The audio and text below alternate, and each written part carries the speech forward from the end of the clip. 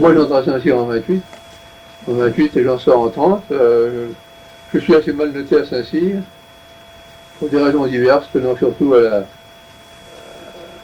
caractère du lieutenant commandant la section où je me trouvais, qui était pas trop, qui n'avait pas les qualités voulues pour ce métier, et dont mes anciens promotions avant moi se moquaient un peu et utilisaient ma voix pour manifester ce qu'elle pensait de ce lieutenant. Ça ne pouvait pas lui faire plaisir.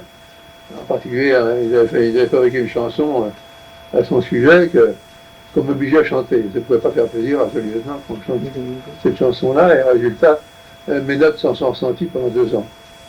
Je n'ai jamais dépassé trace de pratique, sauf quand j'ai passé le brevet de chef de section avec des officiers étrangers à mon environnement immédiat. Alors, j'étais rentré dans un rang très moyen. J'avais dégringolé, j'avais perdu je ne sais pas combien de places en fin de première année. En deuxième année, j'ai travaillé mon mieux. Mes notes de pompe remontaient, partie intellectuelle. Mais je suis sorti dans un rang qui ne m'a permis d'avoir que la coloniale.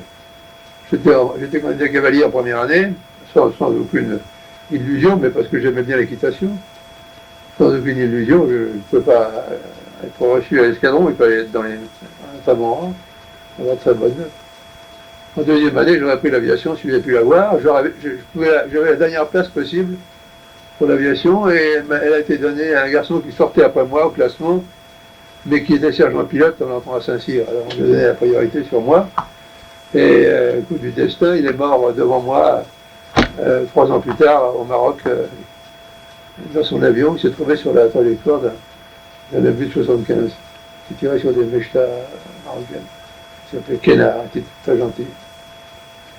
Alors, au dernier moment, donc, j'ai fait une tête à la coloniale. J'avais une attirance pour les pays lointains, pour la vie outre-mer, pour les soldats d'outre-mer, pour les généraux qui avaient été formés outre-mer, qui avaient été mes modèles pendant la guerre de 14-18, quand j'étais enfant.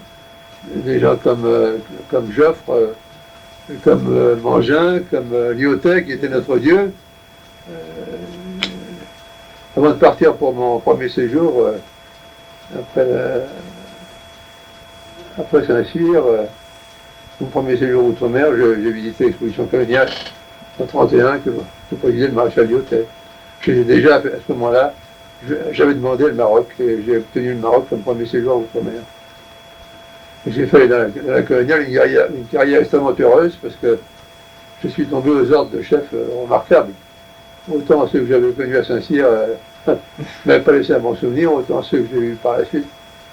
Au Maroc, j'ai eu affaire au capitaine de Bournazel, qui était un type formidable, qui est mort malheureusement prématurément. Après mon deuxième séjour, j'étais au Togo. Je n'ai pas pu avoir les méristes.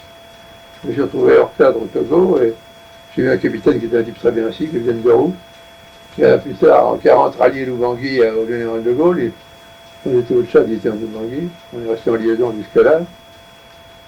Et puis, en troisième séjour, j'ai été au Tchad, où j'ai eu la chance de tomber aux ordres du commandant Dornano, d'abord, et puis ensuite Leclerc de Gaulle, qui ont fait ma carrière.